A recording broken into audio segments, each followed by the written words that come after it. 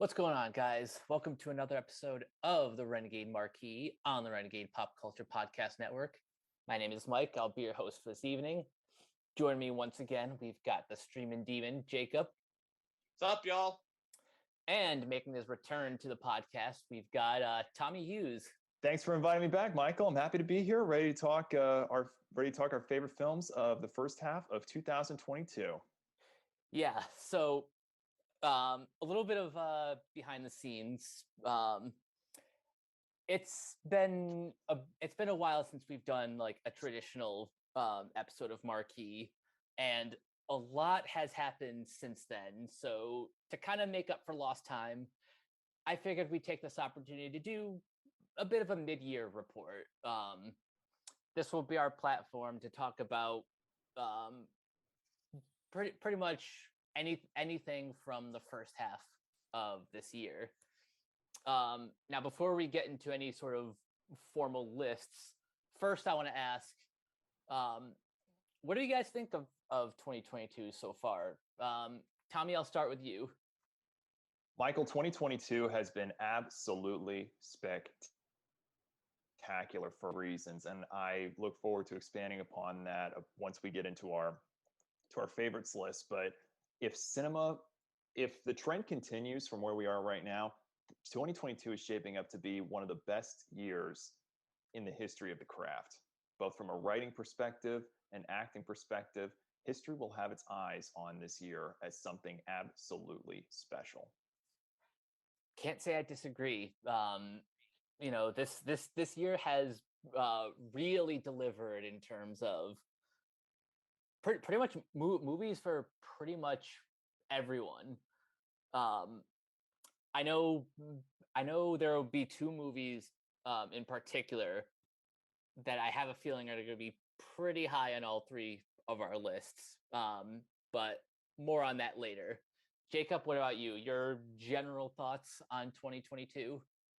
I think it's been a pretty stellar first half as well, and not just really just in terms of quality, but just after the last 2 years of movie theaters being mostly deprived of truly great theatrical exclusive releases, although there were some here and there, but this was, I think, the year where theatrical exclusives are just coming back in full throttle, where in terms like people are more welcoming to go back in the cinema, largely for the most part. And what's cool is with certain movies, like people have said that seeing these movies in theaters only was well worth the price of admission, and especially now that the day and date structure has been really winding down recently, and people are open to the idea that certain movies, like for large chunk, like the line is darker between movies that are meant for streaming and movies that are meant for the theatrical experience. So, or not really darkened, but more fading. Certain movies, like all movies of all genres, belong in theaters. So it is very nice to see the industry get a real serious facelift. Oh yeah. I think this year has certainly emboldened audiences to make a return to the movie theaters. Even just like speaking anecdotally, I'm seeing a lot more people showing up to matinee screenings and like Thursday night previews. It's just really cool to see movie theaters are like back. More so even than last year when theaters were just starting to open up. Absolutely. And it's that feeling that, while the timing of Nicole Kidman's AMC promo bumper was debatable, there's so much truth in the experience of watching a film at the movies versus versus at home. I mean, there's nothing wrong with either way, but that experience and just the conversation, and there are some people that still may not feel comfortable going back to the theater, which is completely understandable. But in a way, this is shaping up the future of how movies will be distributed going forward. Slowly but surely, the exclusivity, like you were saying, Jacob, is coming back, but the way films will be released through streaming a lot quicker before physical media, if some decide to go that route still. It's just incredible the way the adaptation is shaping up. Now, before we get into our lists, I do have to mention one of my biggest blind spots. So bad news for those who really love this movie. I have still yet to see the Telugu film RRR.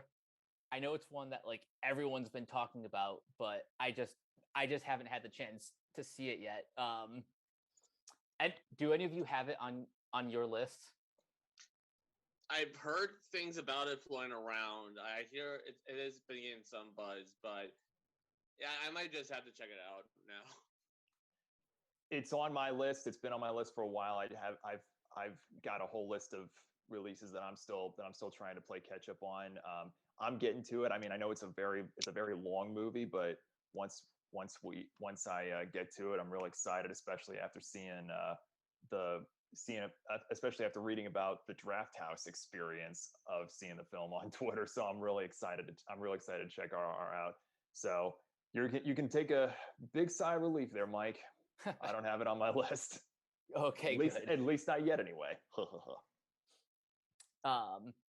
And any other movies that like maybe aren't in your top 10, but you feel you just have to tell the world, hey, this exists?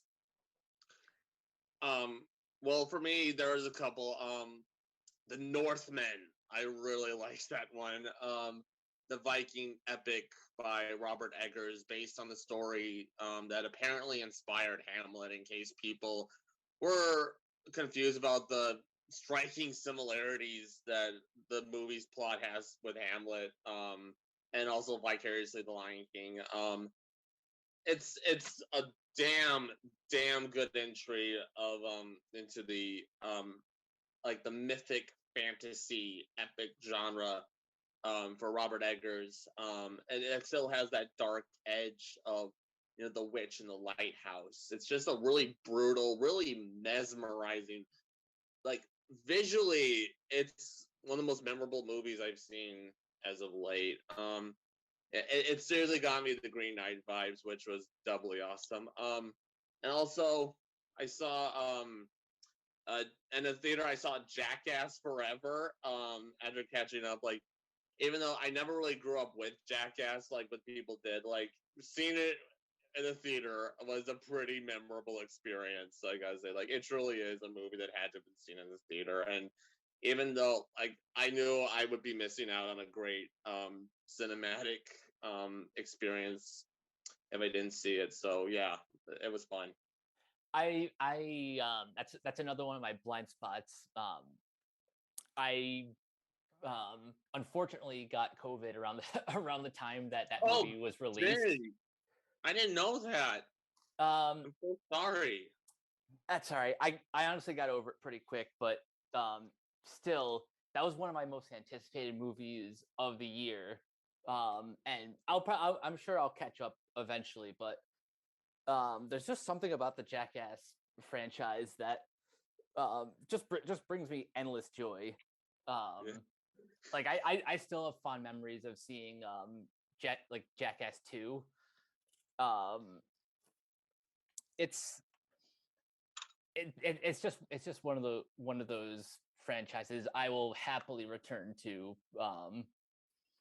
I don't know if they're ever going to keep going. Maybe there'll be like a next generation version sometime in the future. There's going to be a Paramount Plus series apparently. Well, there you go. Yeah, I don't know if they'll continue with the motion picture franchise, but I mean, based on Johnny Knoxville was on Stern promoting the movie, and the story that he talked about it as a form of therapy for him was quite moving in and of itself. So do I think they'll make another motion picture around the series, around the franchise? Probably not, but I think, but a Paramount Plus series, if that does come to fruition, I can see that happening. Since we're on the subject, I mean, random topic, but does anybody have a favorite prank or stunt from the lore that they can think of off the top of their head? First one. Ooh, that's a tough one. It's been a while since I've really like taken a deep dive through the series. I'd have to think about that some more, but probably just like, I don't know, some of the classic bits from Jackass 2 probably stand out the most. That's a pretty good one. Jacob, what about you? No, we lost him.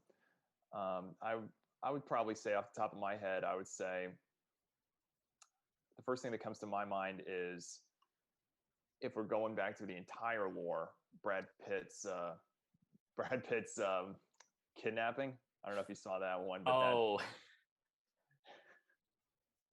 like at a hot dog stand, just standing there chilling, and then they grabbed him, put it. There's no way it would fly today, but it was I mean, just sitting there watching it and the people react was hilarious. And then, of course, the second honorable mention would be, I believe this was Jackass 3, a deleted scene with Britney Spears. The Cocktail Supreme was what they were going to do. They were going to do that, and then it just got deleted. They showed the clip on Kimmel though, and it was pretty good. Nice. So a movie that is just outside my top 10 that I actually saw recently when my family was up here, The Unbearable Weight of Massive Talent. Yes. If you're a Nicolas Cage fan, then this movie is just an absolute delight. You know, this isn't the first time the actors have played themselves on camera, but just the way that Nicolas Cage kind of pretty much deconstructs his entire career through this insane buddy comedy slash crime thriller is it's just a lot of fun. I love the chemistry between Cage and Pedro Pascal as Javi, the this head of like this big drug cartel or whatever, and then you got Tiffany Haddish and Ike Barinholtz as the CIA agents who are like tracking down Javi and his family. It's ridiculous, but it's like right up my alley in terms of like the comedic sensibilities. Absolutely, 100%. And welcome back to mainstream media, mainstream performing Nick Cage. Not that he went anywhere, but it really felt like quite a while. I mean, he went away and then he came back, and then it's like he never left. Exactly. And it's the perfect love letter, I guess you could say, of his career and the impact that he has made. Every performer leaves their impact in their own unique way, and this is when you know that Nick Cage will forever be a legend in Hollywood history, and he can have a smile on his face knowing that his career was a roaring success. Oh yeah. Any other I guess honorable mentions? Well, I've got one because it's not on my list. But I'm curious to bring it up because the moment I say what it is, I just have this feeling because that's how spectacular of an experience this is, that someone's going to be if it's not on any of your lists, I'm going to be surprised. But my honorable mention that barely missed out on my podium due to the theme of it is due to the theme of the list is Everything Everywhere All at Once. Oh wow, that missed your list. Oh, only barely. It's number 4 on my podium. Like the first one outside the podium, if that means anything, just barely missed it.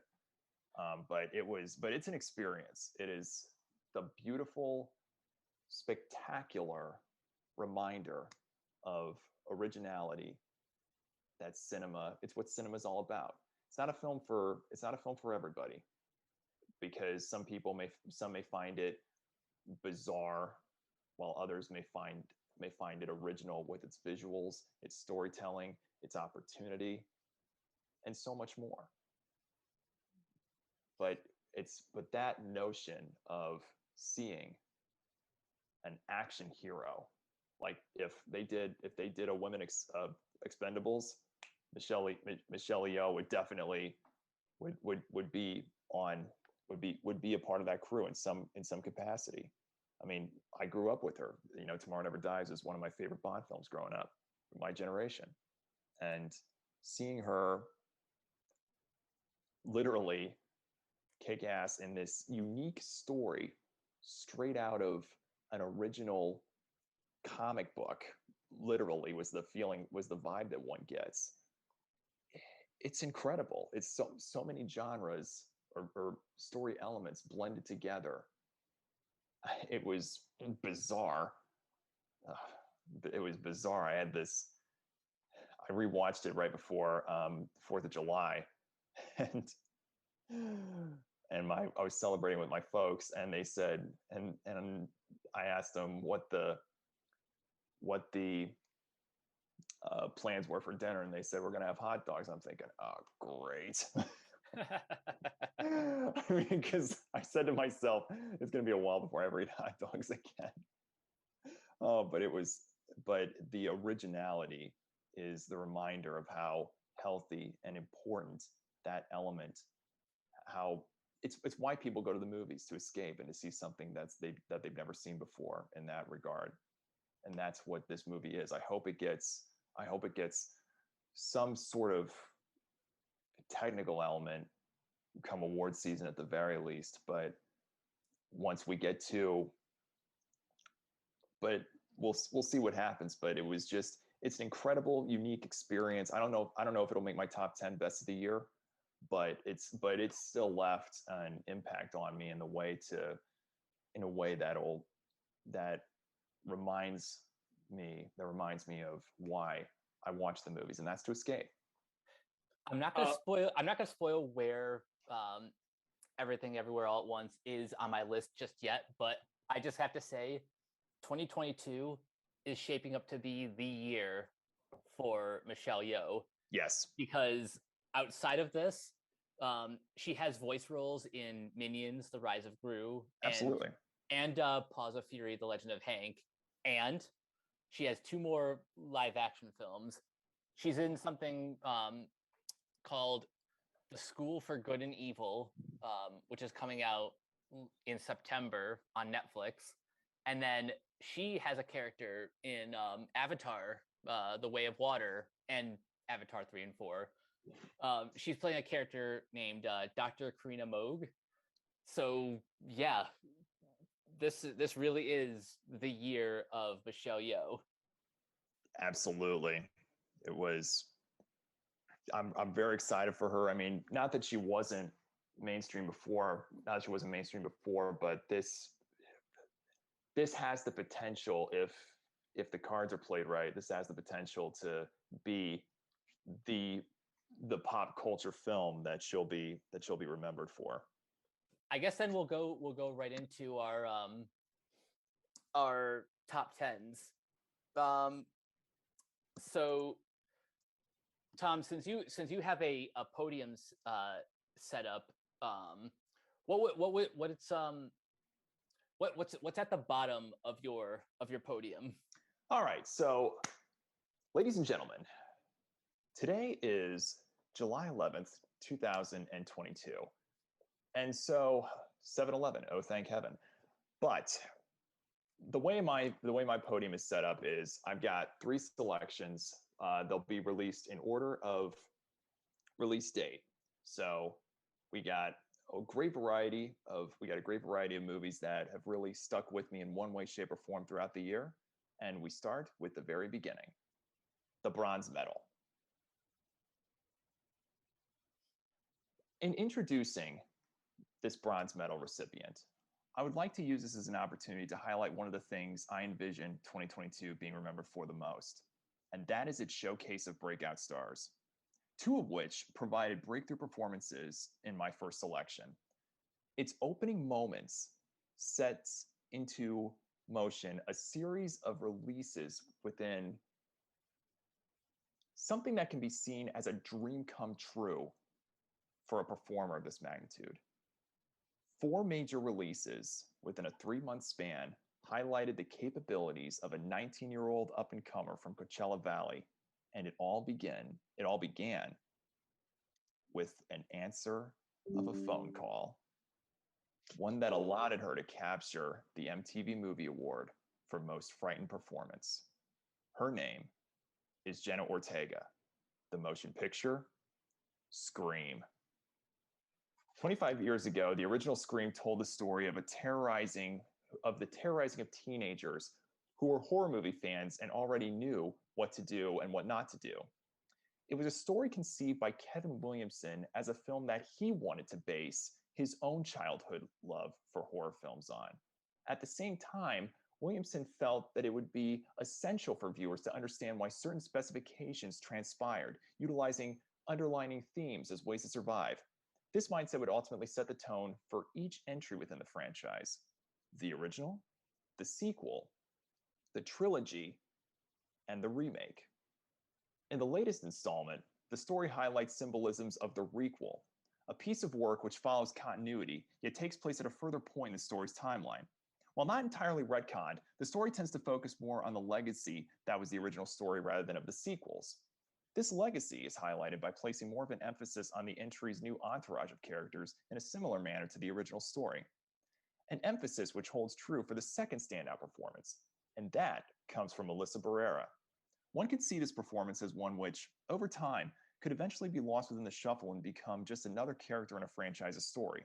This is not the case at all, as this performance has the potential of evolving into one of the more memorable performances, not merely from the Scream story by itself, but of the horror genre as a whole. It is a performance so show-stealing that by the time this decade comes to a close, Ms. Barrera's performance in Scream could be ranked among the genre's best. From the production side, I would be remiss not to highlight the cinematography of one Mr. Brent Junkiewicz. I'm probably butchering that, I apologize. And his resume includes Stranger Things, The Black Phone, With a Kiss, and The Pleasure of Being Robbed. Ms. Junkiewicz's role as director of photography in Scream 2022 is a comforting reminder that motion picture camera work is not there simply for being there. It is the equivalent of what a paintbrush is to a canvas for a painting. Take out this incredible camera work. If one were in a position of power at Paramount, the convincing argument would have been to release Scream 2022 straight to Paramount Plus. This is a nostalgia piece of work, flat out nostalgia. A sentimental appreciation for all that has come before, not merely with the franchise, but with the genre of horror as a whole. Depending on the demeanor or mindset of which the viewer is in as they begin to view Scream 2022, they may find themselves viewing this continuation to be worthy of cleverness made by the franchise so unique 25 years ago. Other viewers may be turned off by the combination of black comedy and a disturbing dive into various fandom cultures highlighting the consequences of taking obsession too far. It is a disturbing showcase and a deserving reason for Scream 2022's R rating. It is a sequel presented in a manner that, while creatively filmed, feels that it could have been taken it feels like it could have taken another run through the editing room or have gone through possible reshoots in order to elevate its compelling story. While not a bad film in its own right, it's not a good one either. The experience could leave the viewer feeling as if they have been through a recycled experience of underlining themes first witnessed in Halloween 2018, Terminator Dark Fate, and or The Matrix Resurrections, among other pieces of work. Yet despite its flaws, it is still worth recommending on the level of enjoyment one would have with a group of friends during a viewing party at home on a Friday night. And yes, I also prefer the Babadook. Nice. I'm so glad that someone on this panel has shown the spotlight on Jenna Ortega, who honestly had an incredible run very early on in this year. Absolutely. Her run, like I was saying, she's on her way to being successful. I mean, her agent, if her agent continues to go down this route, Jenna's going to be a force to be reckoned with for years to come, and I'm so excited about it. All I can say about Scream is that Wes definitely would have been proud. And that's what I'm really excited about in the case of where this story is going. And they have the chance to not only continue that love letter in the vein of simply not only making a great and compelling Scream movie in the requel, but with this being a hexology, they could take this and really dive deeper into the genre as a whole. I mean, think about this tagline for a moment, because the original tagline for the first Scream movie was "Someone has taken their love of scary movies too far." But then when one takes a deeper dive, because if the trend continues, the trope that would be highlighted in Scream 6 would be the subversion, the underlining of power and authority of an established system or institution. But if you take a dive deeper into the genre, like not only within horror movies in and of itself, the tagline could be on the poster. I could just see the teaser poster with the tagline saying, "There's more to horror than meets the eye." Maybe one could utilize the theme as an adaptation of sorts. Very New Nightmare-esque, if you will. And if I went into my full pitch for this, we'd be here till next Tuesday, but I'm really excited to see where the story goes and continues, especially in the city that never sleeps, the darkest side of the night. Oh yeah, there's a lot about Scream 6 that I'm really excited about, but particularly because the directors and yes, the entire Radio Silence production team is coming back. Absolutely. It's going to be interesting to see what they're able to do, if they go down the path of subversion, if they do something else, if they take my idea. You can follow me on Twitter at @T_Hughes35 now. But yeah, I'm really excited to see where it goes. It's going to be good. All right, Jacob, where are you starting on your list? Well, the number 5 on my top 5 favorite movies of the year so far is going to a movie that I was already in anticipation of. It's a take on a character. I thought deep down, on the surface, I thought that it wasn't really like the most fresh character to be shown in cinema. I thought I'd seen just about every possible direction you could take this this iconic character, but this movie showed me that I only thought that I knew this character. One of the most iconic characters of all time. Number 5 is the Batman. This was a phenomenal movie. Like this, it honestly made me feel like I was watching a Batman movie my first Batman movie that actually got to the essence of Batman. Not just that, but even the misunderstandings that even his most ardent fans fall into. Like the people that kind of like glorify his just unrelenting like pursuit for vengeance and violence, and it reaffirms the character while also deconstructing him at the same time. Like kind of, it's an incredibly engaging movie. The cinematography is phenomenal. It's dripping with atmosphere, which is one of my requirements for like a movie. Like that's the highest honor I can say for a movie. Like I truly felt like I entered into this world. Like, and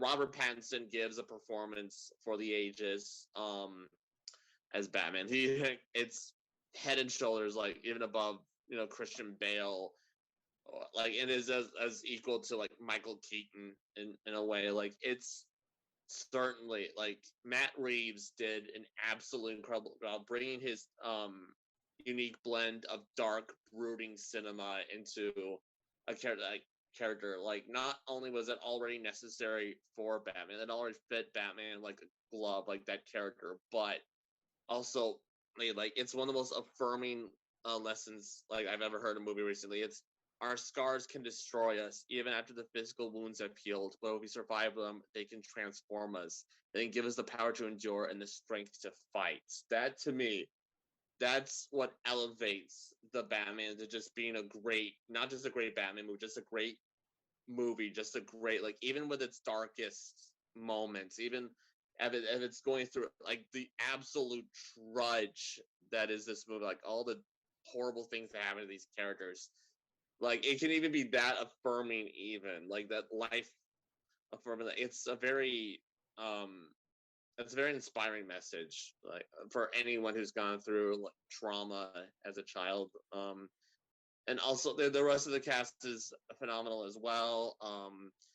Paul Dano, Jeffrey Wright, Andy Serkis, Zoe Kravitz, Colin Farrell, and unrecognizable Colin Farrell. Like, holy crap, was the makeup for that character just honest. And even Barry Keoghan as his brief turn as the Joker. And yeah, it's the Batman. It's a truly great piece of cinema. And even like great comic book movie, just great cinema in general. The Batman is number 6 on my list for the year, but it's still one of the finest pieces of not just like blockbuster cinema, but just cinema in general. I've been a Batman fan pretty much as long as I've been alive, but this is really the first time that any filmmaker has like really gotten into exactly what makes this character tick. I mean, there have been great Batman movies and TV shows in the past, and obviously the comics are in a league of their own, but I think what Matt Reeves has done is taken all of what's come before, put it all in a blender, and then just added his own style and sensibilities to honestly just give us something truly special. That's another thing I want to add. Like, it's a Batman movie that doesn't feel like even though I did say like it is Matt Reeves' personal touches are there, but at the end of the time it didn't overwhelm the experience. Like even like the Tim Burton movie and Chris Nolan movies and Zack Snyder, like they can kind of fall into that trap. But this just felt like I was watching a Batman movie, just like straight from the comics. It wasn't a variant of Batman. I was watching Batman, and like even like when it does have some homages here and there, like Blade Runner or Seven, for instance, they're not as forced. Like sometimes like they felt very natural, I thought. Tommy, where is the Batman on your list, if at all? Probably going to be a long period of silence from here on in because that was actually my silver medal recipient, and I'll go into my thoughts, but if I do this, I got to get in the zone. Okay. Just to run down my 6 through 10 on my list, and most of these have already been discussed on other podcasts. My number 10 is Doctor Strange in the Multiverse of Madness. I think so far out of the Phase 4 movies that have been released in 2022, this one just happens to be my favorite because, one, it's Sam Raimi's triumphant return, not only to the comic book genre, but he hasn't directed a movie since 2013's Oz the Great and the Powerful. So it was just an incredible experience to see him return to the director's chair and really just go all out with Doctor Strange and his very magical, mystical superhero adventuring, while also leaning very hard into horror, especially towards the second half of the film. And we could debate all night long about this film's depiction of Wanda Maximoff, but I think just from a production perspective and of visuals, I think she succeeds at playing one of the most genuinely terrifying villains in the MCU. So that's my number 10. Number 9 is a movie that technically came out in Japan last year called Fortune Favors Lady Nikuko. This is a movie from Studio 4C. Basically, it's a slice of life film with a single mother and her adopted teenage child. If you're into Japanese slice of life movies, then this is one I definitely recommend. Number 8 is another movie from Japan called Bubble. This is from Wit Studio, and it's basically a version of The Little Mermaid, but set in like this dystopian future.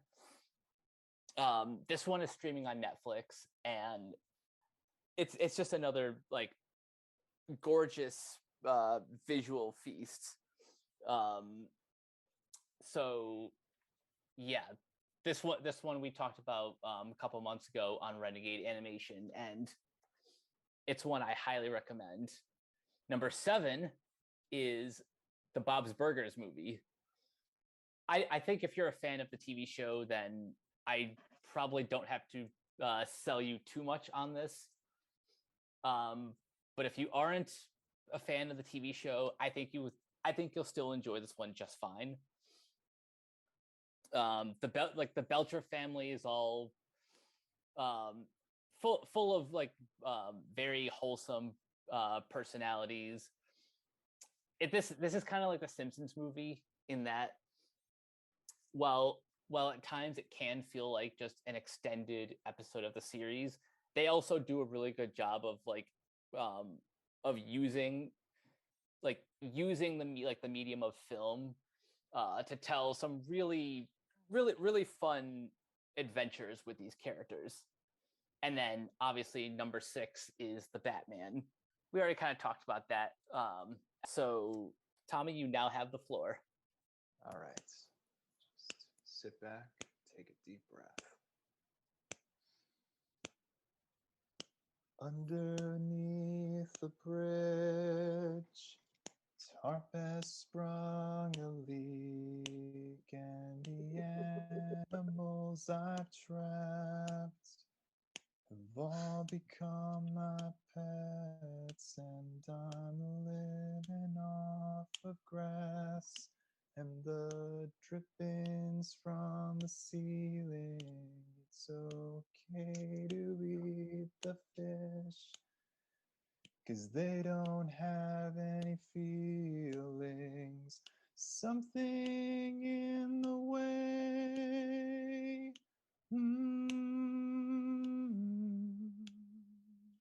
Something in the way.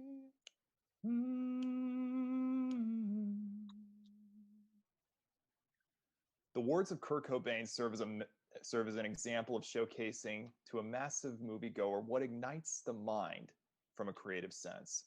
One which not only assists a writer in developing a character, but one that helps a performer transform into said character. This was what helped inspire Matt Reeves to construct and direct a story with a personal connection towards how he understood a character that he grew up with. A detective, the world's greatest, the Batman. 396 months passed since the release of Tim Burton's adaptation of Batman. A changing of the guard, it highlighted an element of maturity in crafting a story that was suitable for adult audiences, or those who had grown up with the character, either from reading the comic books or watching the ABC series. Refreshing, it provided a welcome level of darkness in the vein of film noir, a form of fiction characterized by fatalism and moral ambiguity. It is this type of story that Reeves directs in this 2022 adaptation, a take inspired by a North Star of a guiding principle, imperfections from the rising action of life, a presentation of a character centered around a situation that rocks them to the core, something complex and psychological unlike anything they had ever seen before. The Batman is an extremely dark and grungy tale in the vein of classic film noir, only modernized, a story emphasized by characterization of the mind. This is a character who is broken and emotionally stunted, a far cry from the playboy and socialite as seen in previous adaptations. One of the more unique ways this was highlighted was the approach taken by the film's cinematographer, Greg Fraser. It is a point of view approach where, while not a true point of view from a camera's perspective, the viewer feels as if they are side by side with the title character and not regulated to being simply a fly on the wall in the vein of an ensemble piece. Through the production design, New York native James Chinlund has created a world not only reminiscent of Anton Furst and Peter Young's Academy Award-winning art direction from Tim Burton's Batman, but one that has the potential to be remembered as one of the more original places in the history of the movies. That Gotham City, that presentation of Gotham City is to modern-day audiences what the Academy Award-winning production designs of Pandora and Wakanda were to Avatar and the Black Panther, respectively.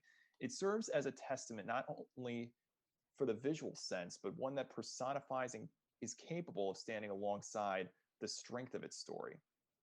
And from a personal standpoint, and when I first viewed the Batman, I wasn't thinking about the rating in its slightest, which is why I was shocked to be reminded upon review that the Batman was PG-13 by the Motion Picture Association of America. And I say that because due to its subject matter, I honestly thought I was watching a film that was rated R. This is in no way, shape, or form a kid's movie. You know, parents may find this on HBO Max and think that due to the title character, they would be in for a liberating euphoria in the vein of a modern superhero story as seen in the Marvel Cinematic Universe. Yet, the level of subject matter displayed in the Batman is not only intense, but disturbing, because these are angry characters in a mean-spirited feature that will frighten younger viewers in ways that'll keep them up at night.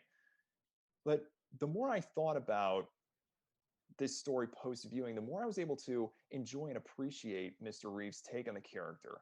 Not only that, but how I mentioned before about motion picture history looking back upon 2022.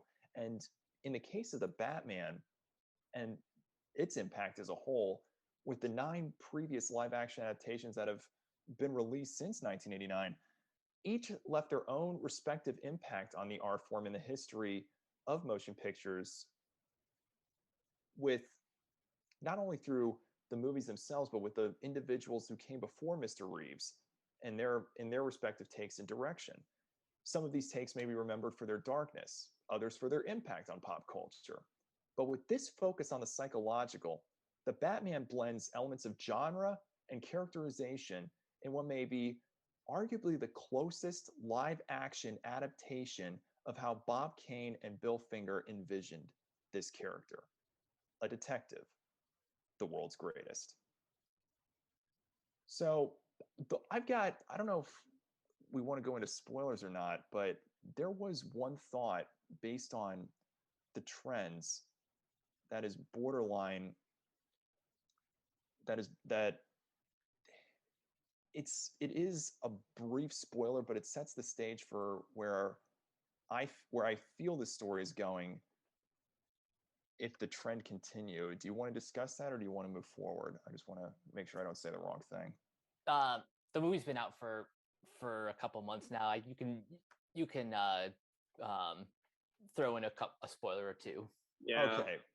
All right. So, because I want to see what you guys think of this thought, because I was thinking about it as I was rewatching it, just, talking about story construction. It's not as good of a movie as the Batman is. This is the best. This surpasses the Dark Knight, I feel. That's how good this is. But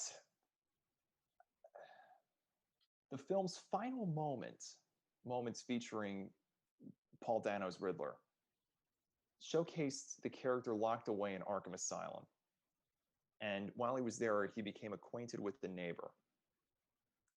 Some film viewers may be excited that the character was introduced, while others may look upon the moment and think of the Joker and think to themselves, "Oh no, not this again."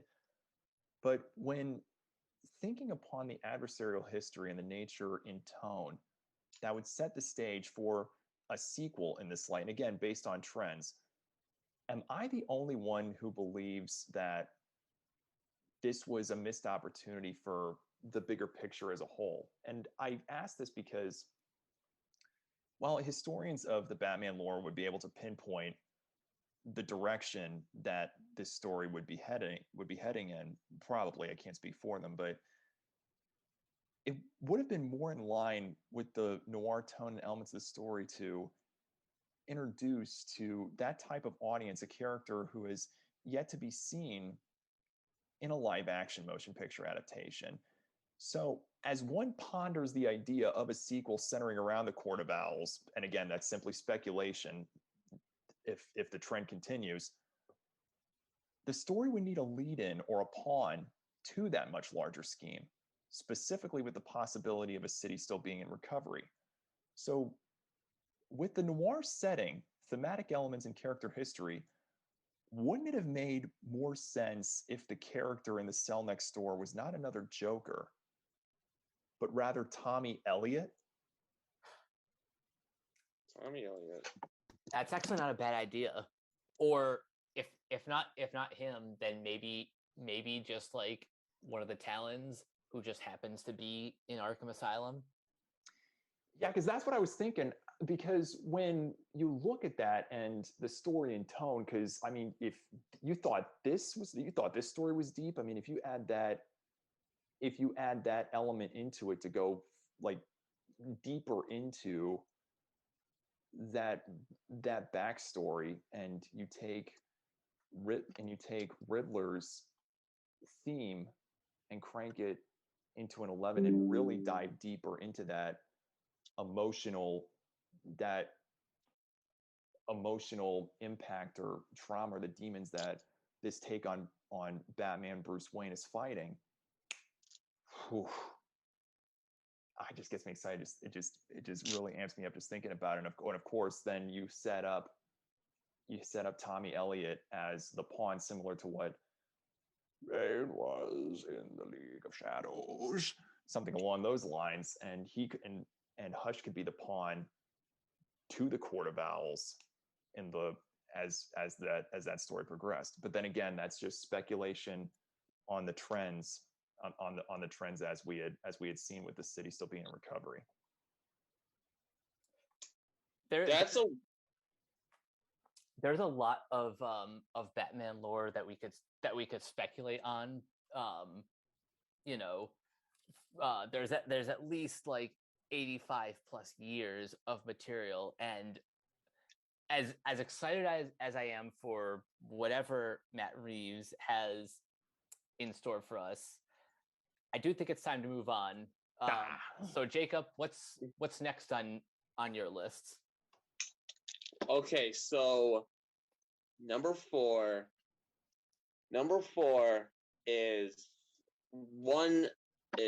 the recent A24 hit that has transgressed the art house independent scene, and has become a genuine mainstream hit, as in a way few other A24 films have.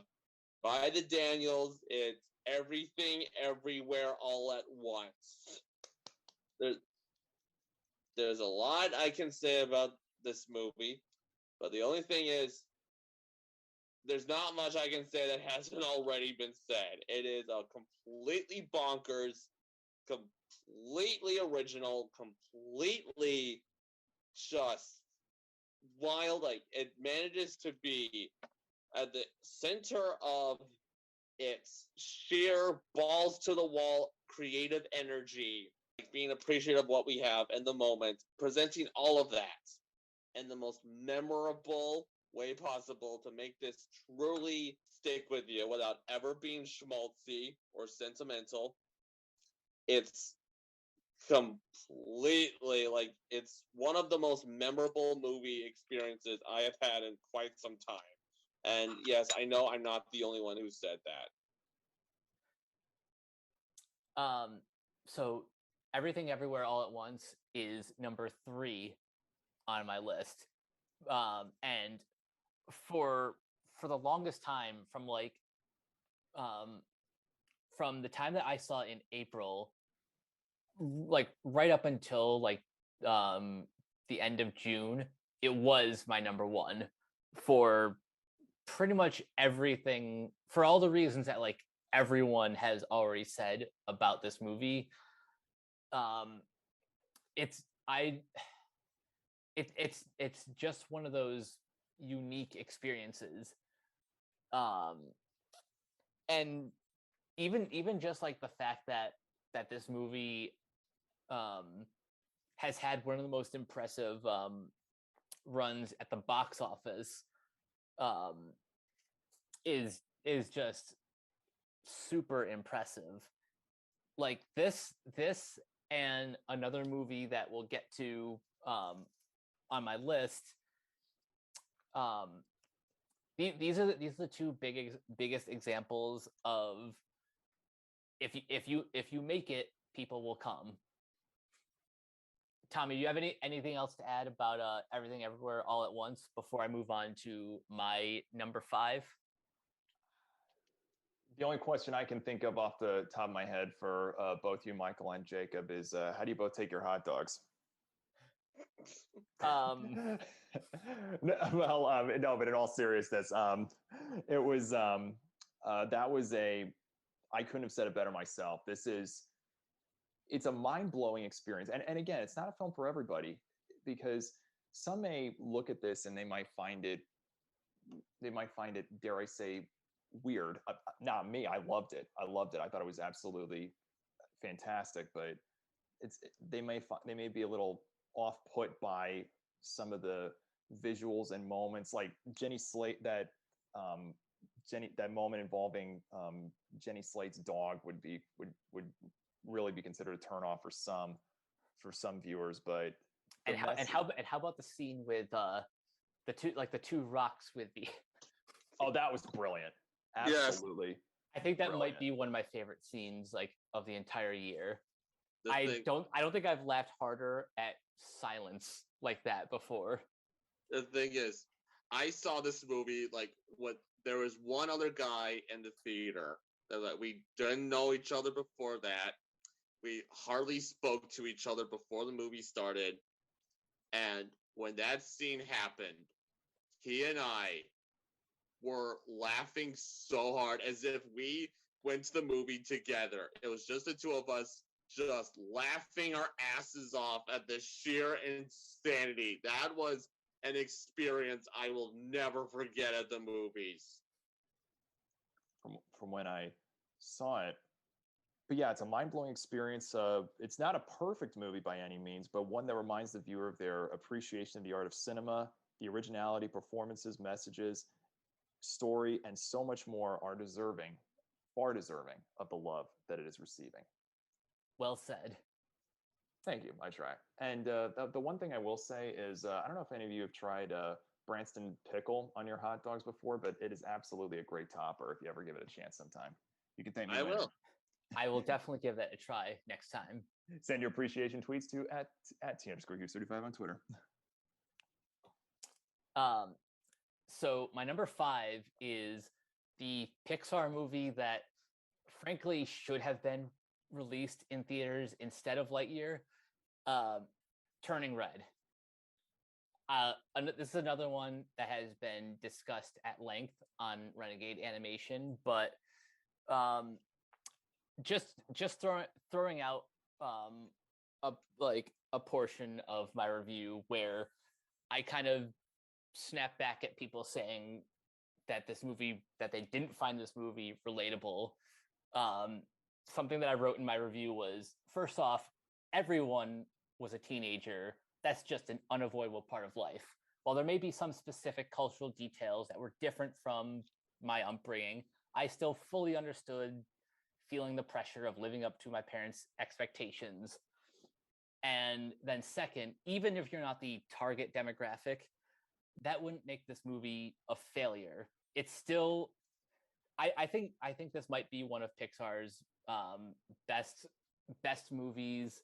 One of their more definitely one of the more personal for the filmmaker, and yet it still comes across as like universal. Like the art style is amazing. The music, written by Billie Eilish and her brother Phineas, is just incredible. I genuinely believe if this movie was put out in theaters, it would make a killing at the box office. Anyone else have this on their list? Honestly, Mike, yeah, this is honestly, I'm counting theatrical releases for this, but if I included streaming movies, this would have been a number 3 easily. I freaking loved it. The only thing that would make this higher on my list is one grave issue with this movie is that it doesn't mention 9/11. I understood that reference. Yeah. No, but for real, like this is easily, like you said, Mike, this is one of their more personal movies instantly. Like it would make a good companion piece with Everything Everywhere All at Once, as people have mentioned, just because of all the themes that it brings up, and also, interesting enough, James Hong is in both movies. That's right. And so yeah, it's a great companion piece to it. It's just a very, very good film in its own way. Although I couldn't help but feel a little old that now we're making a movie about 2000s nostalgia. Right. That brought me back. The like Tamagotchis and boy bands and all that. And yeah, it's just a really, really, it's just a good, it's like part of like, I consider this, Soul, and Luca to be sort of a trilogy of Pixar movies, and that they're movies that take a more slice of life approach, even with more fantastical elements to them. It's a good trilogy, I gotta say. It's like it really they all bring Pixar to real storytelling heights that they never really reached before, even when they were at their absolute peak with movies like Inside Out or Up or Ratatouille. Yeah, and this new regime at Pixar, led by Pete Docter, is one that I'm totally stoked for what's coming next for them. I hope Lightyear's underperformance doesn't scare them away from releasing movies in theaters, because their films deserve as wide a platform as possible.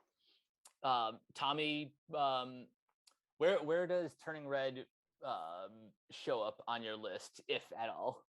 It's not on my. It's in my honorable mentions. I'm debating. The only reason I didn't bring it up tonight was because I'm not sure where it'll line up at the end of the year. It'll definitely, I see it being in my top 15 at the very least. But I think that the thing about the way it was released,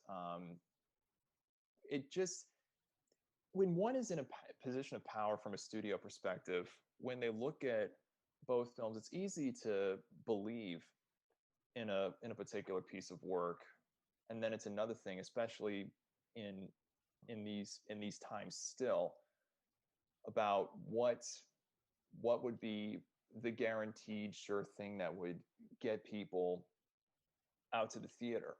And so it makes sense from that perspective that they would choose something like a Lightyear over Turning Red. But it would the way I see it is, do I think that this will deter Disney as a whole from releasing more works like this directly to Disney Plus over the theaters as a whole? No, I think it was just a spur of the moment decision. Like I honestly think it was a spur of the moment decision as to what was the best fit, and then going forward, once we get in a better position and from where the competition is, because animation as a whole, not only with Disney, but with Universal and other various properties, Sony included,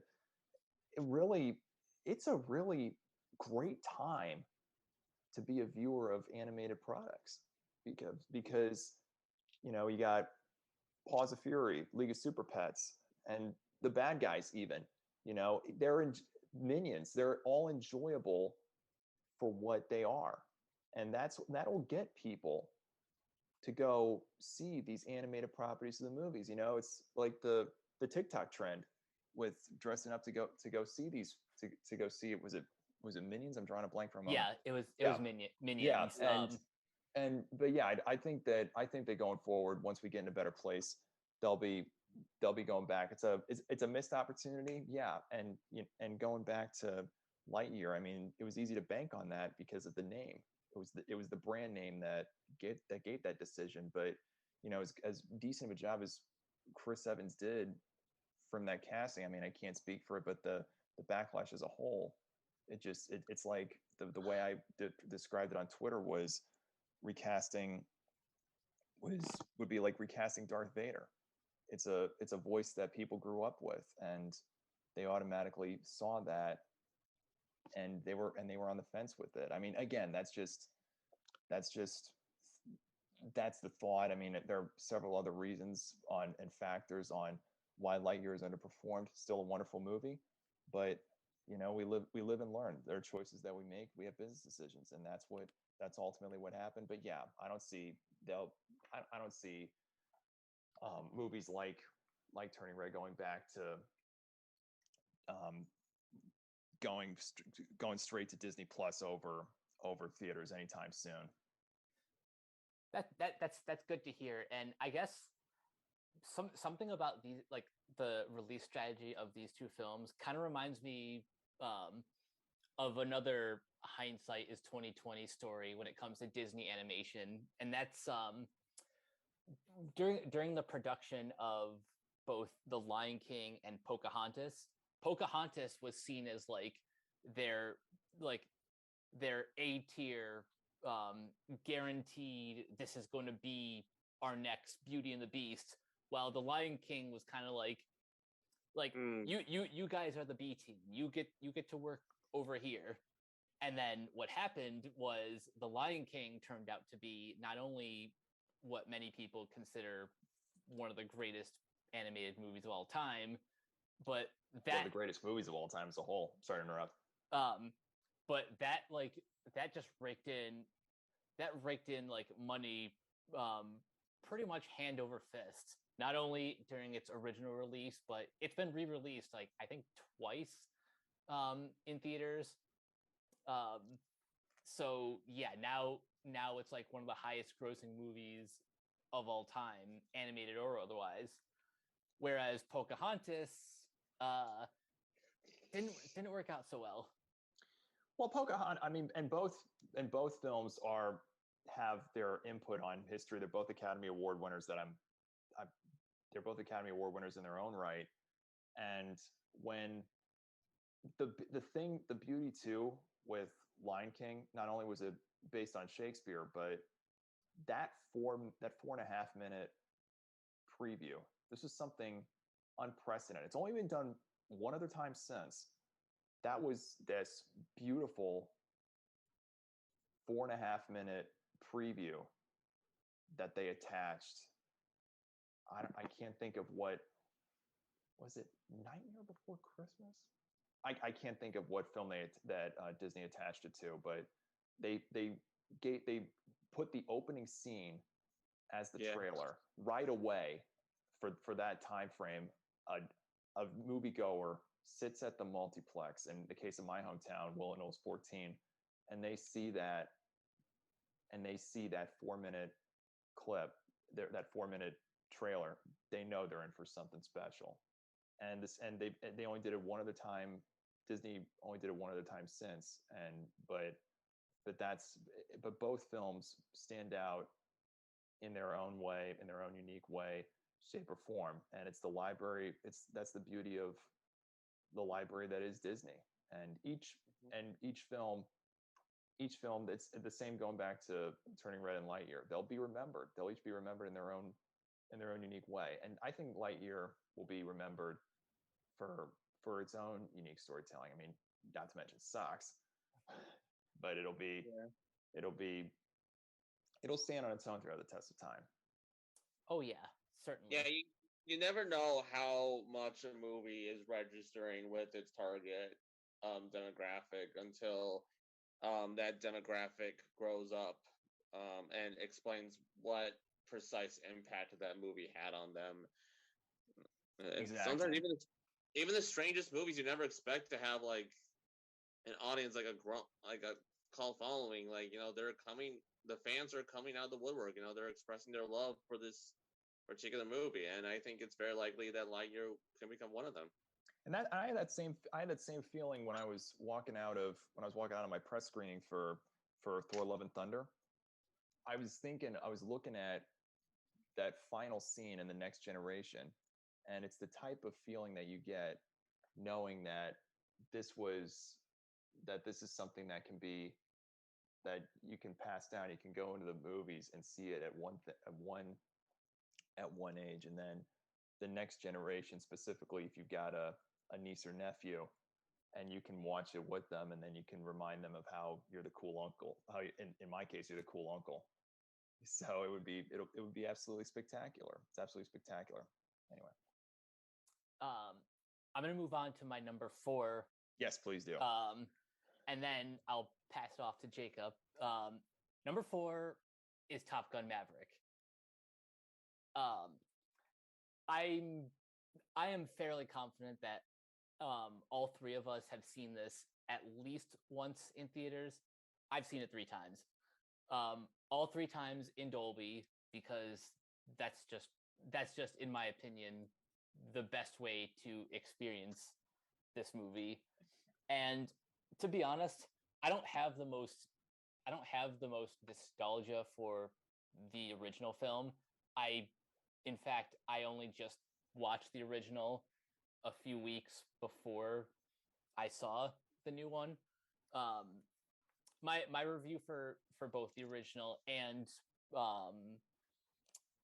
the sequel are documented on our YouTube channel, Organoid Zero. But long story short, this movie is just it's a miracle. It's a miracle that this movie exists, that after 36 years Tom Cruise proves to the world he's still got it. It's taken so long for this movie to be released, not just because of current events in the world that have held this movie back, but that was kind of deliberate. He didn't want to release this until he was absolutely ready, because he wanted as many eyes on this as possible. And yeah, it's absolutely worth it. Probably one of the best action movies since Mad Max Fury Road. All of the aerial sequences are amazing. The supporting cast is all great. You got Miles Teller, Jennifer Connelly, Val Kilmer makes a return in a very like a very touching tribute to his character, to the Iceman. And yeah, this was just this is like kind of the peak of summer blockbusters, in my opinion.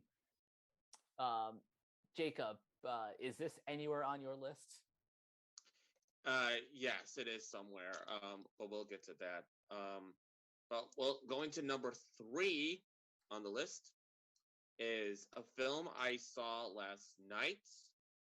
It is a follow-up to a horror film that apparently is the scariest movie of all time, according to like how much your heart beats while watching that movie. So this is a follow-up to that. It is from Scott Derrickson, The Black Phone. Ooh. This isn't anywhere near my top 10, but I still really enjoyed this movie, particularly because, well, anytime Scott Derrickson and Ethan Hawke work together, they create movie magic. But it's actually the children who give some of the standout performances. I think his name is Mason Thames, who plays our main protagonist, Finney. He and his sister Gwen, played by Madeline McGraw. I think these are two of the best child performances that I've seen in a decade that has given us like plenty of great child actors. Like I think ever since Stranger Things, like the bar for younger actors has just been raised like exponentially. The reason why The Black Phone is on my list, because it's the kind of horror film that I love. That, I mean, it's light on exposition. It sucks you into the absolute freaky nature of its very premise. It's a very lived-in film. It brings you to a time in the 70s of racism, of homophobia, of parental, like all of which are still happening today, but were very, very prominent, unfortunately, in the 70s, of child abuse, of it is a truly scary world that these kids are already in. Ethan Hawke gives a really memorable, spine-tingling performance. It has a great fairy tale feel to it. The whole movie does. It's a really solid piece of writing, of setup and payoff. It's spectacularly well directed. Even the jump scares can get a good jolt. And no matter how numb you may be to jump scares in general, it is a truly memorable, truly fresh horror film. I'll give that. Nice. Tommy, have you had a chance to see this one yet? No, it's I've not, but I've heard nothing but wonderful things about it, and I'm very anticipated to see it when I get around to it. I'm very excited to.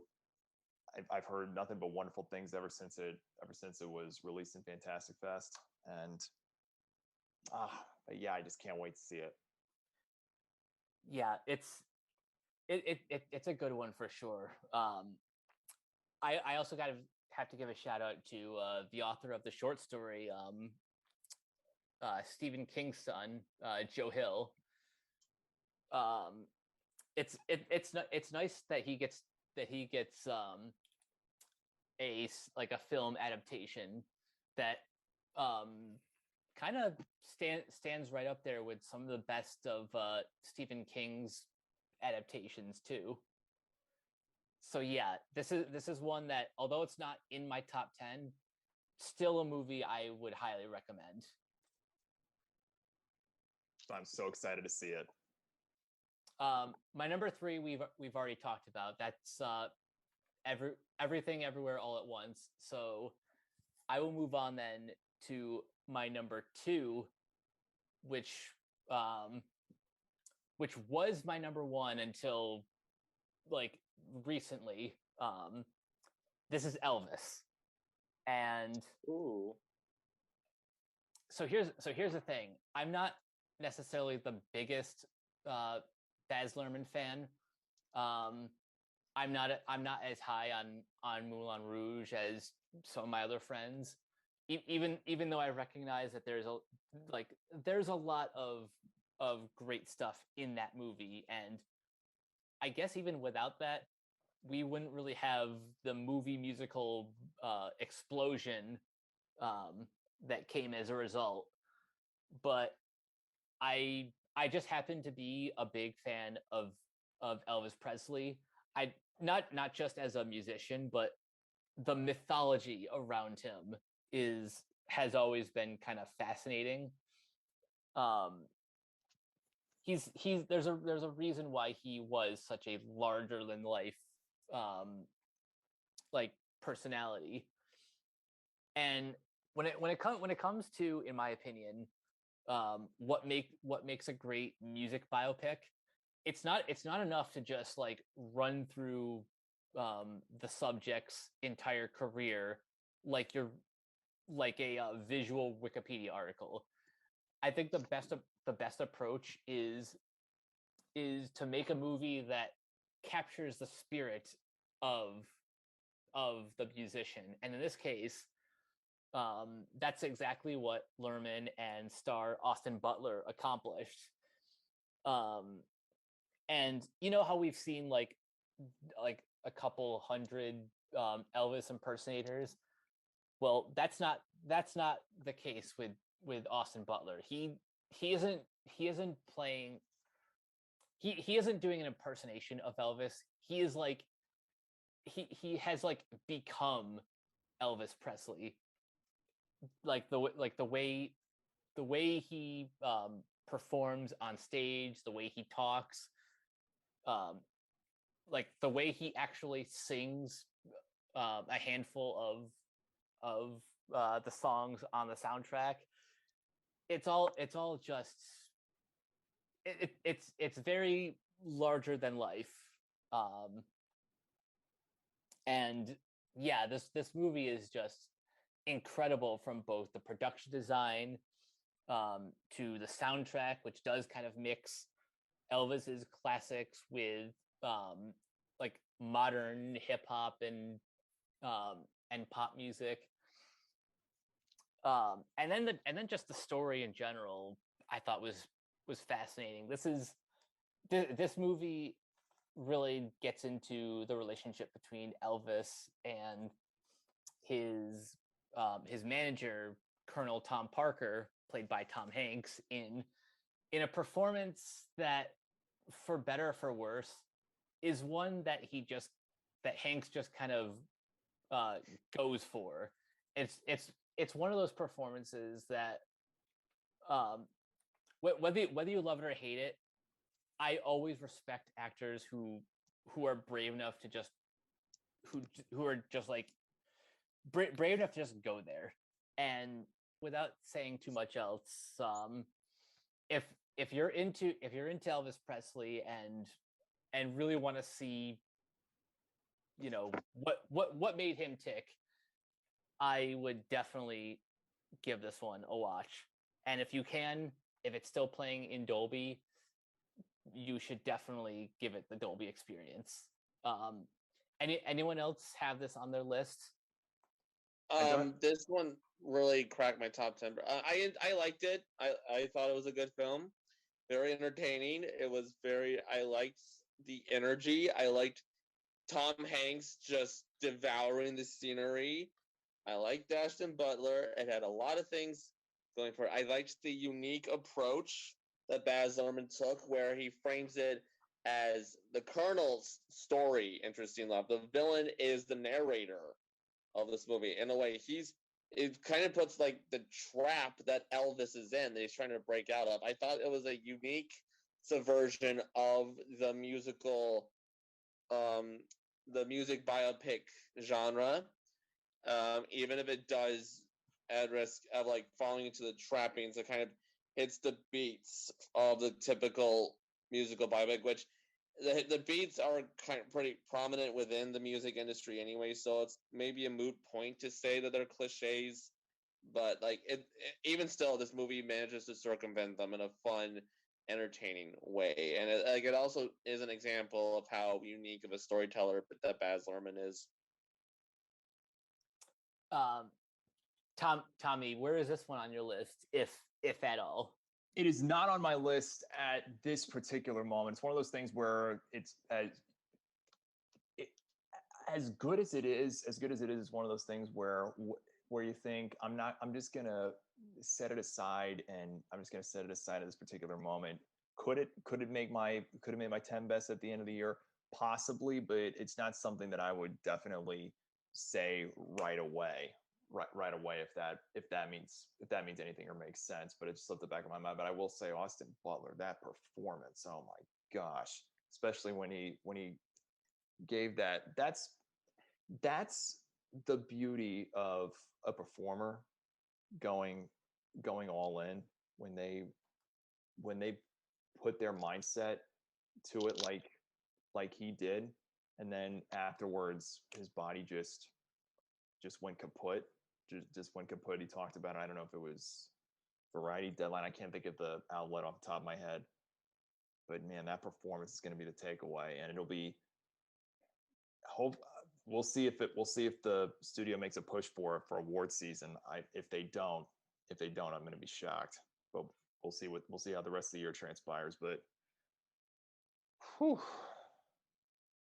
I really, really hope that Warner Brothers campaigns hard for this movie, because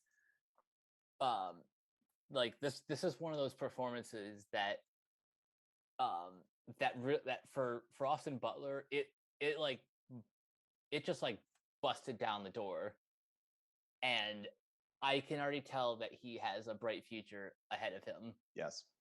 I was already excited for Dune Part 2, but I'm even more excited now for his portrayal of Fade Rautha. You know, you need a rock star to play that character, and Austin Butler is exactly that. Absolutely. Couldn't have said it better myself. All right. Now, Jacob, where are you now on your list? I'm at number 2. All right, go for it. Okay, so number 2 is a recent animated outing by a ever-growing star in the animation world. It is a take on a classic fairy tale for the modern social media metaverse age. My number 2 pick is Mamoru Hosoda's Belle, which I saw in IMAX. This was a truly emotional, truly epic, truly spellbinding take on a well-worn fairy tale, and that tells in a way that is relevant, that is relatable, that is sympathetic, that is a truly great piece of animated filmmaking. The English dub includes an amazing performance, lead performance by Kylie McNeil as its main character, Zuzu/Belle. Right from the opening song that I saw in IMAX, I thought was just absolutely spectacular, and I was glad I saw it in IMAX. It's a strong candidate for my favorite film from Mamoru Hosoda, and that is saying a lot given his output. Nice. I don't have Belle on my 2022 list, but because I just included it on my 2021 list. Fair enough. but it was my number one of last year for pretty much all the reasons you said. Now, my embarrassing blind spot as an animation fan is that this was my first exposure to Mamoru Hosoda. I am going to go back through his filmography as soon as Start I with can. Wolf Children. Wolf Children? Yes. All right, I guess I'll start there first. Because he is one of those like legends of like the Japanese animation industry. You know, right up there with Hideaki Anno, Hayao Miyazaki, Masaki Yuasa. These are like the titans of the anime film industry. And also we'd be remiss not to mention the late great Satoshi Kon, rest in peace. Absolutely. Perfect Blue is still one of the finest pieces of cinema that I would recommend anyone. My favorite Satoshi Kon film is Tokyo Godfathers, though, personally. Nice. Tommy, are you familiar at all with the works of Mamoru Hosoda? I'm not super familiar with it. I know of the work. I just haven't had the chance to sit down and view any of them yet. I know of them. I just haven't had an opportunity to sit down and watch it, unfortunately. Shame on me. Huh. But now that you guys talk about it, I gotta put it on my list at some point. Absolutely. Yeah, Jacob, real quick though, you said you saw Belle in IMAX. Yes. How did you become so fortunate to see the movie in that format? I just, G Kids, its distributor, was kind enough to look at this movie and recognize that it had to be seen on the biggest screen possible. And yeah, just things worked out in favor for me. I wish I lived close enough to an IMAX theater, but there's really nothing I can say. Is that I was just lucky, I guess. That's incredible. I mean, it's one thing to blow it up, but it's another thing. I mean, the best part of IMAX, I mean, Dunkirk did it right about in 2017 when they released it in 70 millimeter on film in IMAX. That's an experience unlike anything one will ever see in their lifetime. But any opportunity as a whole to watch, and that's the beauty of the art of cinema in any format, whether it's on digital, regular standard screen, IMAX screen, Dolby Cinema, 35 millimeter, 70 millimeter, and the list goes on. That's why we love. That's a solid reminder of why we love this and why we love going to the movies as a whole. Yeah, the thing is, Tommy, even if you somehow never get around to seeing, you owe yourself to at least listen to the soundtrack. Oh, I'll see it. Yeah, I'll definitely see it. I just haven't had the chance to do it. But yeah, absolutely. I'm looking forward to it now. I look forward to hearing Gales of Song for the first time if you haven't. What was it? Gales of Song. Gales of Song.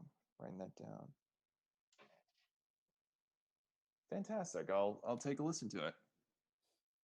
All right. Now, Tommy, are you ready to award the gold?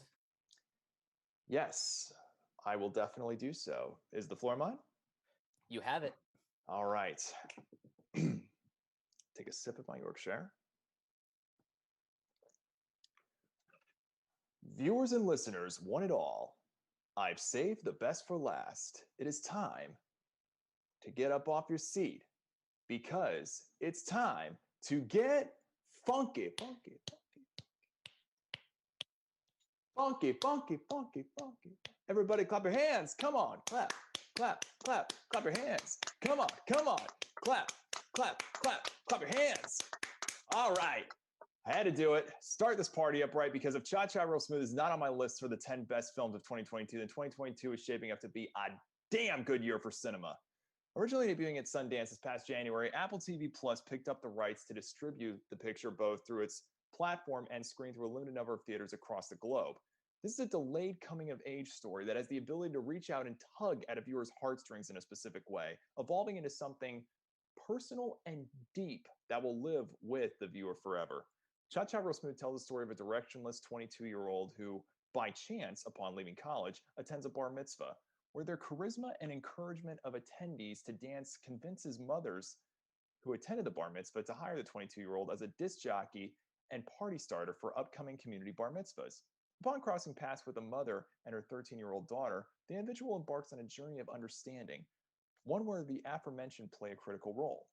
Cha Cha Real Smooth was written and was directed by Cooper Reed, his second full-length feature following the 2020 drama Shithouse. The viewer is provided with an even greater level of appreciation and admiration upon learning that this Texas native penned this original screenplay on his own. It's an admiration that shines specifically with Cha Cha Real Smooth's character development. As the viewer is witnessing the story play out before their eyes, they witness the realism specified by an underlining message. When the viewer may think for a moment that story characterizations are headed down a path of corny cliche or characterizations being overplayed, they witness that realism, a sense of realism that helps bring everything together. It's a practice not merely highlighted in the story's resolution, but through a sense of thought. By the time the viewer ponders the experience as they sit and gather their thoughts upon the conclusion of the film, they feel a smile gleam upon their face and an expression of that aforementioned appreciation. Depending on the age of said viewer, they may ponder upon Cha Cha Real Smooth and realize that they have truly learned from the experience. While they may have questions for Mr. Reed in regards to specific story elements, such as the unexplained absence of one character or what led him to incorporate a critical character trait within the story, and how one was able to learn in crafting a particular character in the story, the viewer exhales. They literally exhale a sigh of relief knowing that they have experienced a masterclass in storytelling. It is an original screenplay worthy of awards season consideration, and Mr. Reed is only 25 years old. Apple TV Plus, wake up. This, if you push any part of this movie for awards, it's the original screenplay. Do the original screenplay, nothing else. What a movie this was. And that is my gold medal recipient. Wow. I gotta check it out then. Yeah, I unfortunately haven't had a chance to check it out yet, but the fact that Cooper Wraith is only 25 years old, it I don't know, that just makes me extremely jealous. And I was just gonna say, he was like, I read this upon review, and I'm like, I read that he not only directed but he wrote, and with how he adapted this story, I'm like, I love this movie even more now, because it reminded me of, again, a completely different writer, but it reminded me a lot of what Quentin Tarantino was to the George Lucas generation. Cooper Raiff has the chance to be what Quentin Tarantino was to a particular generation of moviegoers as a writer.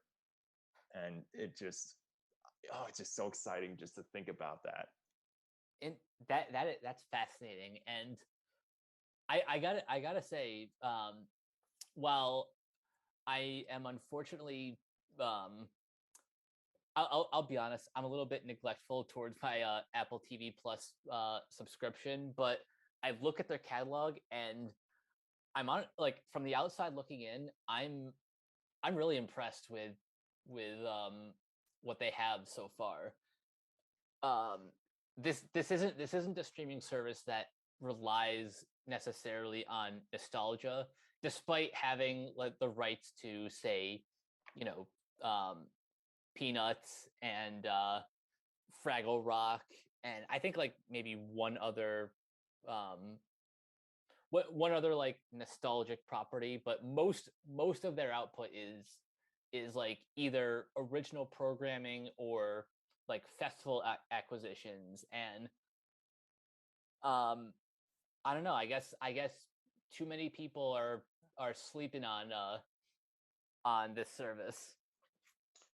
The thing is, Apple TV Plus, they really are establishing themselves as the boutique Netflix, as I would call it. Like, it's really like they just recently won Best Picture for Coda, the first streaming service to ever win an Oscar for Best Picture. I mean, yeah, I mean, they're really like they found their footing, which is great because they didn't exactly get off on the best start.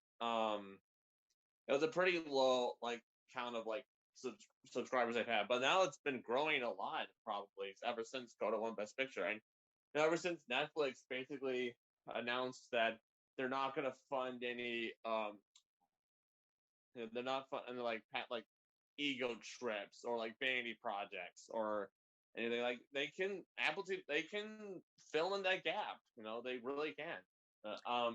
I've canceled my Apple TV Plus subscription because my favorite anime movie of all time, Wolfwalkers, I got on Blu-ray recently as part of Cartoon Saloon's Irish folklore trilogy, so I don't have that much of a use for it anymore. So I kind of canceled after seeing Coda. But they keep making products as quality as that. I might have to reinstate it. I guess check this movie out. I guess you watched all the Ted Lasso episodes, Jacob. No, I haven't. Well, no, and that's the thing too, because not only with Coda, but it's off the tip of my I'm drawing a blank. What was the movie Denzel was nominated for last year? Tragedy of Macbeth. Yes, yeah. Like and they have those special rights, those performances, and it's like with the Emmys tomorrow too. They've got several properties that they're pushing for awards consideration. They could do the same thing because Cha Cha Real Smooth, I ranked it. It's a higher ranking than I gave Coda. It's like Coda. It's a feel good. It is a feel good story. It's not for the same market or demographic. I mean, it's a coming of age story. It's a delayed coming of age story rather that really can deep breath. It can really be the right story for the right time depending on how the rest of the year goes. I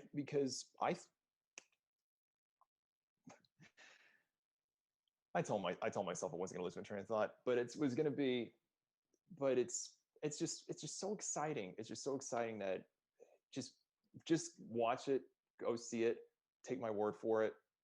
You won't be disappointed. And it's just the screenplay, the performances, that story. It's just incredible. They're the sweetest people.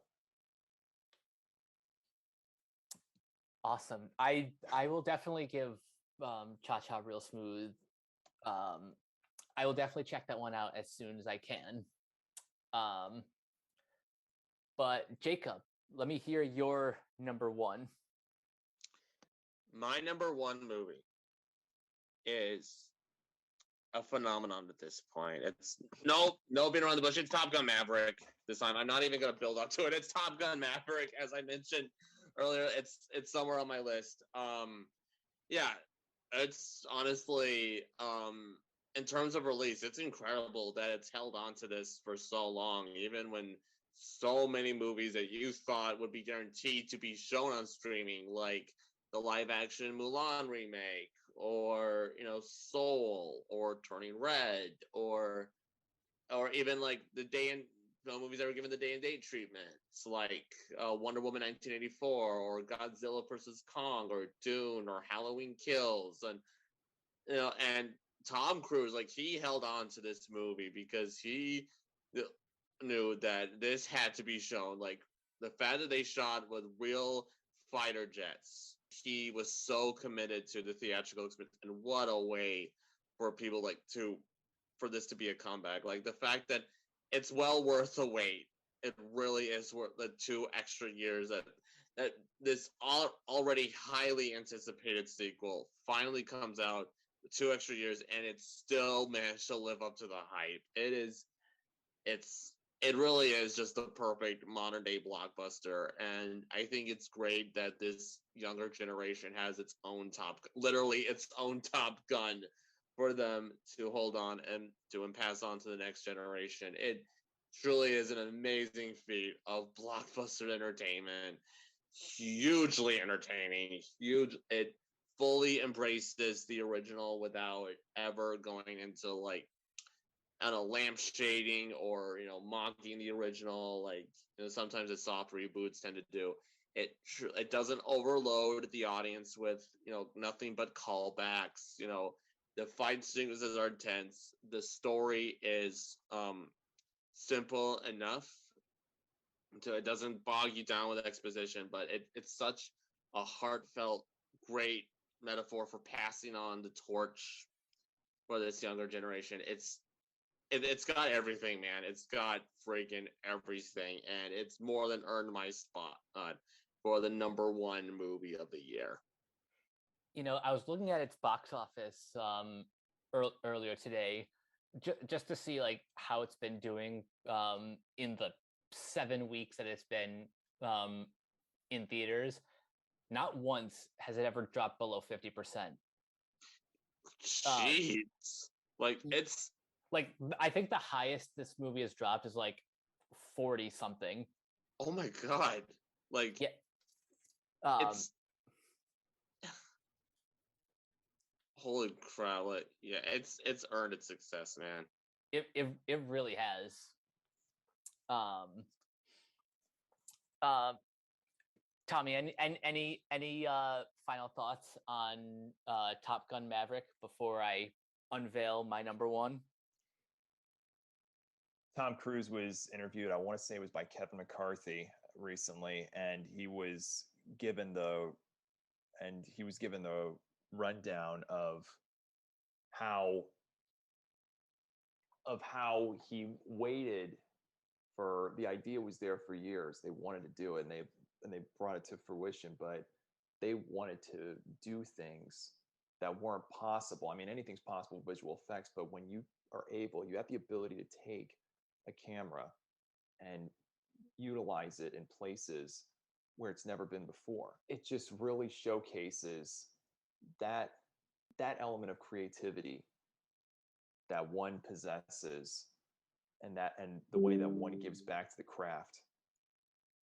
It's just absolutely incredible. And the one thing I will say, I was talking earlier about Apple TV Plus pushing how I want them to push, if anything, the screenplay for Cha Cha Real Smooth. If anything, that Top Gun Maverick is going to push for the Oscars. If there's one award, it'll be Best Original Song for Hold My Hand. Yes! Yeah. That is a banger. It's to take my breath away for this new generation. And the best part is, it sounds like it could have fit in either movie. Absolutely. And that's probably also due to like Hans Zimmer's orchestration too. Like the combination of Harold Faltermeyer, Lady Gaga, Lauren Balfe, and Hans Zimmer composing the score for this is it's just incredible. Not to mention that chilling rendition of the original Top Gun theme. It gives me I feel the hairs on my back just thinking about it. Oh man, it's giving me chills just thinking about it. It's just incredible. Oh yeah, this is like I said earlier. This is like peak blockbuster. It's the perfect welcome home party for cinema. Exactly. Yeah. Now, for my #1, this one actually came out just recently. Had we recorded this podcast a week earlier, Elvis would have been my number one, but I watched this movie last night for the Renegade Animation podcast, and by the time this one comes out, I'm sure the animation one will have already been released. So you'll hear me go a little bit more in depth on this, but it's a movie that just premiered on Netflix called The Sea Beast. And this is directed by Chris Williams, who has worked at Disney for like the past 20 years. He was a co-director on films like Big Hero 6 and Moana. And this is basically, this is like his first solo directorial effort. And what it is essentially an animated swashbuckling adventure film, and it is awesome. The tone is like closer to that of like Master and Commander or Pirates of the Caribbean, with some traces of How to Train Your Dragon in the design of the creatures and sort of like the heart and the direction that the story takes. But like this movie is one that I wish had a more wide theatrical release, because some of the visuals are just gorgeous. The action is incredible. Like just the opening sequence alone is one that I think is it's a great tone setter for the rest of the film. In the voice cast, you have Carl Urban as like the dashing hero Jacob Holland, and if any of you guys have not had a chance to watch The Sea Beast on Netflix, do so ASAP. This is like one of the best animated movies that I've seen in at least like the past decade. Wow. Carl Urban, Jared Harris, Dan Stevens, Jim Carter. This is an all-star cast, right? Yeah, I'll it's on my list. I'll give it a view. I'll give it a view once I get through a few other films. But wow, this does look interesting. Yeah. So if you're into like action adventure movies, or like I said, the How to Train Your Dragon franchise, this should be right up your alley. Yeah, and it's like I was saying earlier about how animation is it's a great time to be an animated film right now, even though this is a strictly Netflix release. This sounds like it's going to be a good example of continuing that trend. Yeah, honestly, I've only seen like a couple stills and a poster for it, and I'm like, looks okay, I guess. But then I hear the praises movies again. Like, okay, now I gotta see it, and especially when it's co-directed by a Disney alumni, Chris Williams. So yeah, I'll definitely have to check this one out. Yeah, no, this is, and this one honestly kind of surprised me too, because I knew I was gonna love it.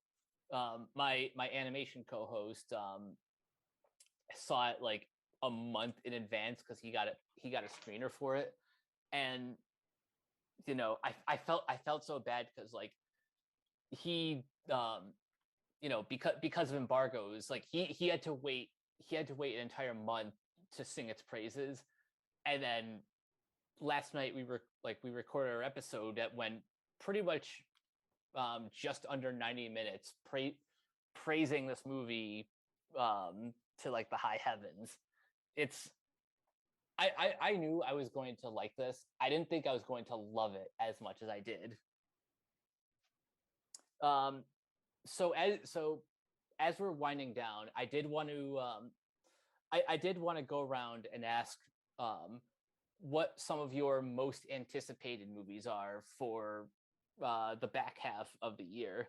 Tommy, I'll start with you. What are some titles that are sticking out to you?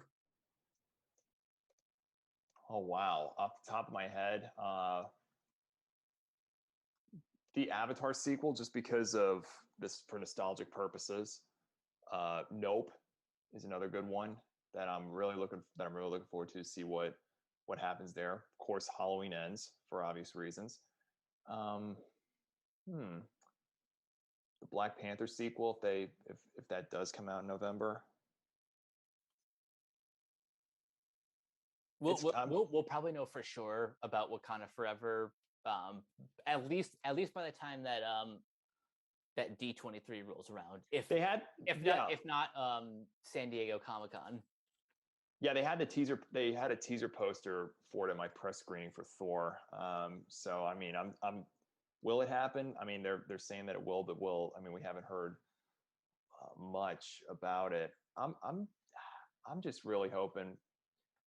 I'm hoping that I think I'm gonna be surprised quite a bit for the rest of the year, and I'm just waiting to see what comes from it. And that's what I was gonna say. I haven't had the chance to see it yet, but I'm really looking forward to seeing Marcel the Shell with shoes on. That's gonna be absolutely spectacular. Yeah, I think that might be like if it comes to my area, then it'll definitely be the next movie that that I see in theaters. Jacob, what about you? What are some titles that you're anticipating? Well, one of them is Olivia Wilde's next movie, Don't Worry, Darling. There's also Nope. There is also here's one. I don't know if you've heard of this. Actually, Beast. Beast looks really good. Yeah. Oh, is that the Idris Elba one? Yeah, it's like where he's fighting a lion. Just for grins with the Michael Keaton return, and I know it's got bad press surrounding it, but Flash. Yeah, my mind's all over the place right now. But what was that other one? That shoot, what was it? What's the name of that one with Brad Pitt, Aaron Bullet Train. Bullet Train. I'm very excited about that one. One thing I'm kind of looking forward to is it sounds kind of interesting. I have no idea if it's going to be good or not, but next month is Fall, and it's about these two. Oh, you've seen the trailer for it? I know of it. I've seen stills of it, but I haven't seen the trailer for it. I know of it though, so that does look interesting. It's such a you know me. I like horrors and thrillers with simple, bare bones premises, and that actually looks like it could be very promising. Actually, like I'm curious how they execute such a simple premise. Yeah, it actually looks like it can be a fun like B-movie type of thriller. Speaking of horror, and also speaking of A24, one that definitely has my curiosity is the slasher film Bodies. Yes. I've only seen the one trailer, but like just like the reception from South by Southwest and just kind of the buzz around this has me very excited to check it out. There's also I don't know, like another movie I just want to throw in. I gotta throw in The Fablemans. From what I've heard, it's Steven Spielberg's most personal film ever, and it will be his last film that's scored with John Williams. So I'm expecting that to be really bittersweet. Yeah, it's kind of like the end of an era for like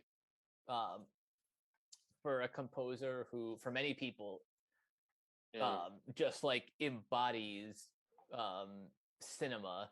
And Indiana Jones 5 will be his very last one, and I just hope that when he's gone, that Disney doesn't even try to make Star Wars Episode 10, because the fact that he's the one of the few crew members that all 9 of those films have in common, that just kind of adds to like what makes them so special.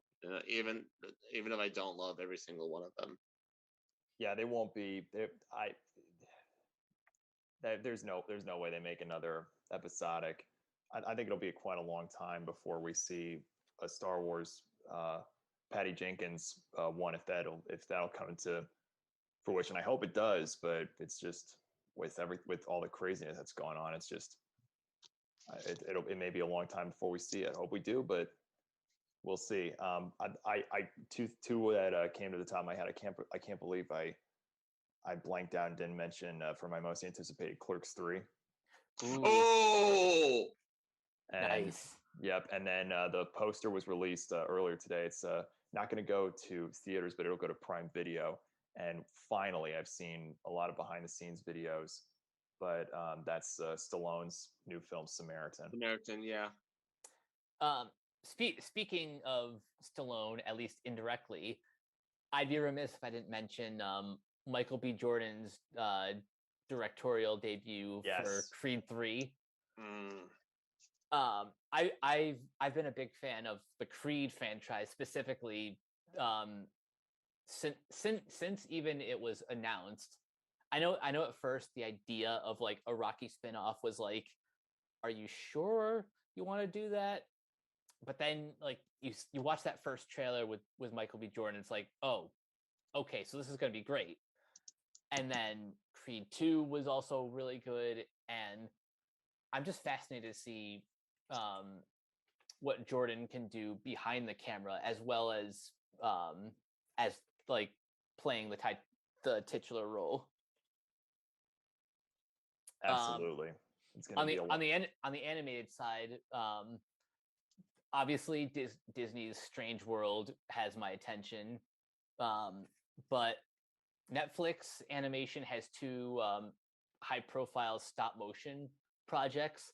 There's Guillermo del Toro's Pinocchio and Henry Selick's Wendell and Wild, which is starring Key and Peele. We don't really know too much about the story for that one because they've only ever really released like 10-second little teaser trailers. But it's Henry Selick, so I'm going to check it out no matter what. That does sound interesting. I'm curious to see how that looks. You said the trailer was released? It's not like a full trailer. There are just a bunch of bite-sized like teasers. Okay. Yeah, I'm looking into that one. And a couple other titles. One that's coming out in September, starring Billy Eichner. The romantic comedy Rose, which has like a cast of like just all LGBTQ, and this is gonna be interesting. I'm a big fan of the director Nicholas Stoller, so I would check this out no matter what. But I think we need more movies like this that continue to push the envelope in terms of representation. And given how popular Billy Eichner is, I'm hoping that this becomes like a big hit. Any other movies, big or small, that we haven't mentioned yet? Just going There's also The Woman King that's kind of selling itself as a real life Black Panther. And in fact, like it's actually sold like the main army, the Wakandian army in Black Panther was actually inspired by this true life all female African army as they defended their land from European invaders. So yeah, I've seen the trailer. It looks intense. It looks really cinematic and really daring. Like I'm looking forward to seeing it. Yeah, this is definitely one of my most anticipated movies too. And what's kind of cool is I don't know if you guys are familiar with the South African composer Lebo M. He did music for The Lion King. He's working on this? Yeah, he's writing 5 original songs for the movie. Ooh.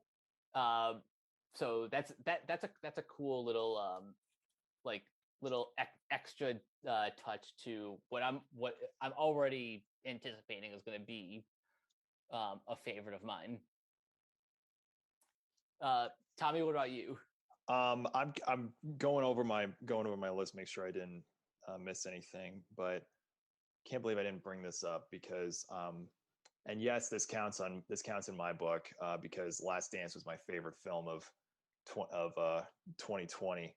But The Captain, even though it's a 7-part series straight to Disney, it's from the executive producers of The Last Dance, and excuse me. It's Derek G. It's a docuseries. Derek Jeter, Alex Rodriguez. I'm just really excited to see how that plays out, and of course, ESPN Films has been hitting nothing but grand slams lately. No pun intended. Then Black Adam. Can't believe I didn't mention that off the top of my head. I was about to get there, but yeah, Black Adam has been on my list for a while. Mostly because not just because Dwayne "The Rock" Johnson has been literally cast in this role for like over a decade, but for like the general movie going audience, this will be like their first exposure to characters from the Justice Society of America. You've got Dr. Fate, Atom Smasher, Hawkman, and probably a couple others that they haven't spoiled yet. But yeah, this is one that I'm definitely looking forward to. Absolutely. And the one thing that I don't know if this will be the last one I'll mention, but I mean, you got Gray Man that's going to be limited in addition to Netflix. She Will, which is a thriller from IFC Midnight with Coda Eberhard and Malcolm McDowell. So that'll be interesting. At the very least, type of movie I'd see if I was at the IFC theater in New York. Let's see here. I think that pretty much, I mean, nothing really stands out off my. Oh, you know what? A love song that was from Benetton. Yeah? There we go. Yeah, no, the Benetton Film Festival. Oh, there was a 3 films that stood out: Love Song, Strain Up and Fly Right, and mixtape trilogy Stories of the Power of Music. There you go. Depending on if and when those properties released, there hasn't been a release date, but I knew I had to get that in without having it mentioned. I had to get those in. I was going through the list and I'm thinking, oh, it's late at night when we record this. So yeah, my mind's shot. Anyway. Well, guys, this has been an incredibly fun podcast. Thank you guys for joining us, and thank you for listening. Before we get out of here, Tommy, where can everyone find you online? Twitter, T_Hughes35, Instagram, YouTube, the T-Money35, Letterboxd, the T-Money35. Follow me. Give me a follow. You won't regret it. And Jacob, where can everyone find you? You can find me on Facebook, Joe Krehbiel, Krehbiel. I'm also part of the Renegade Pop Culture Facebook group. And you guys can find me on Twitter at Captain K42. You can check out my quick thoughts on letterboxd.com/CoachK42. And you can find me in all the various Facebook groups just at my name. You can check out Renegade Pop Culture on Facebook and Twitter at Ren Pop Culture. You can also find us on YouTube, on Podchaser, and the Banana Meter. Listen to all of our podcasts on Anchor, Spotify, Apple Podcasts, etc. And last but not least, everything can be found at renegadepopculture.com. Need an escape? So do we. That'll do it for this episode of Renegade Marquee. We will catch you guys later. Peace out.